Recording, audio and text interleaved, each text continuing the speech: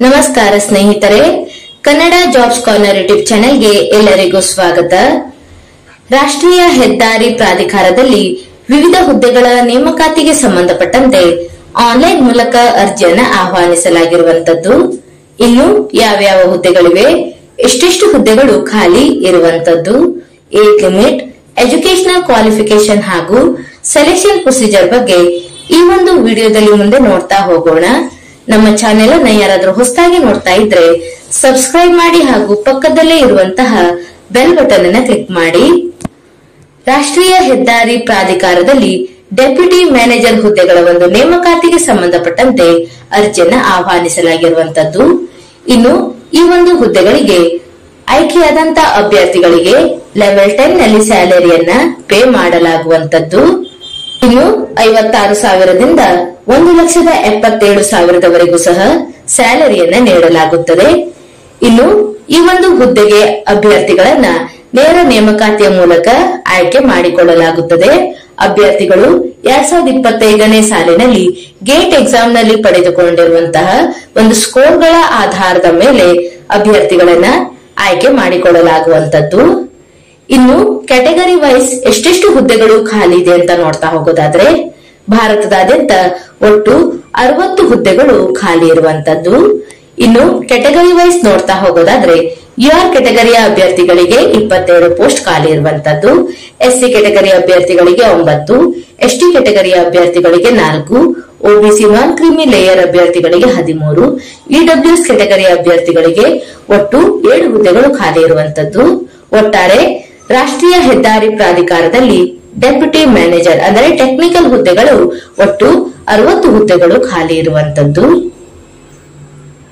ಇನ್ನು educational qualification ಬಗ್ಗೆ ನೋಡ್ತಾ ಹೋಗೋದಾದ್ರೆ, ಗರಿಷ್ಠ 30 ವರ್ಷದ ಒಳಗಿನ ಎಲ್ಲಾ ಅಭ್ಯರ್ಥಿಗಳು ಅರ್ಜಿಯನ್ನು ಸಲ್ಲಿಸಬಹುದಾಗಿರುವಂತದ್ದು.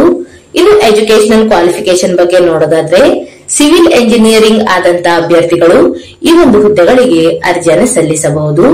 ಇನ್ನು ಈ ಒಂದು ಹುದ್ದೆಗಳನ್ನ ನೇರ ನೇಮಕಾತಿಯ ಮೂಲಕ ಆಯ್ಕೆ ಮಾಡಿಕೊಳ್ಳಲಾಗುತ್ತದೆ.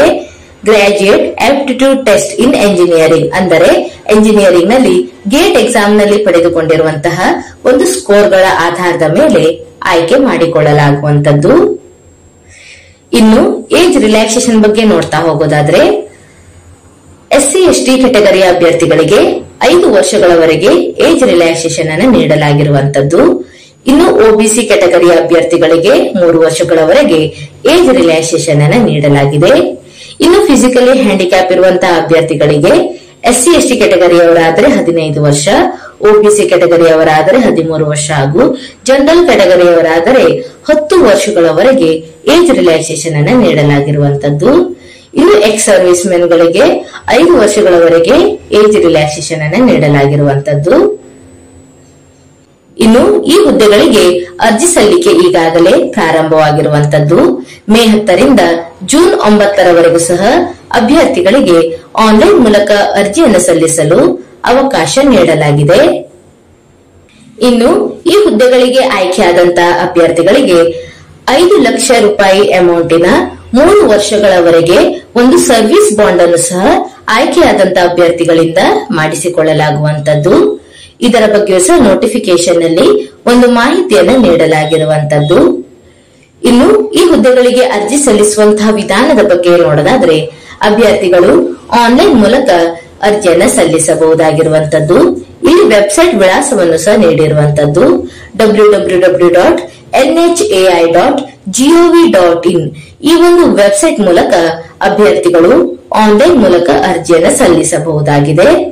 ಇನ್ನು ಅಭ್ಯರ್ಥಿಗಳು ಆನ್ಲೈನ್ ಮೂಲಕ ಅರ್ಜಿಯನ್ನು ಸಲ್ಲಿಸುವಾಗ ಅಪ್ಲೋಡ್ ಮಾಡಬೇಕಾದಂತಹ ಡಾಕ್ಯುಮೆಂಟ್ ಗಳ ಬಗ್ಗೆಯೂ ಸಹ ಎಲ್ಲಾ ಮಾಹಿತಿಯನ್ನ ನೋಟಿಫಿಕೇಶನ್ ನಲ್ಲಿ ಡೀಟೇಲ್ ಆಗಿ ನೀಡಿರುವಂತದ್ದು. ಎಲ್ಲವನ್ನು ಸಹ ಒಂದು ಬಾರಿ ಚೆಕ್ ಮಾಡಿ. ವೆಬ್ಸೈಟ್ ಅಡ್ರೆಸ್ ಅನ್ನು ಡಿಸ್ಕ್ರಿಪ್ಷನ್ ಬಾಕ್ಸ್ ನಲ್ಲಿ ಹಾಕಿರುತ್ತೇನೆ, ಅಲ್ಲಿ ಹೋಗಿ ನೋಟಿಫಿಕೇಶನ್ ಲಿಂಕ್ ಅನ್ನು ಡೌನ್ಲೋಡ್ ಮಾಡಿಕೊಳ್ಳಿ. ಇವಿಷ್ಟು ರಾಷ್ಟ್ರೀಯ ಹೆದ್ದಾರಿ ಪ್ರಾಧಿಕಾರದಲ್ಲಿ ಖಾಲಿ ಇರುವಂತಹ ಡೆಪ್ಯೂಟಿ ಮ್ಯಾನೇಜರ್ ಹುದ್ದೆಗಳ ಒಂದು ನೇಮಕಾತಿಗೆ ಸಂಬಂಧಪಟ್ಟಂತಹ ಮಾಹಿತಿಯಾಗಿರುವಂತದ್ದು.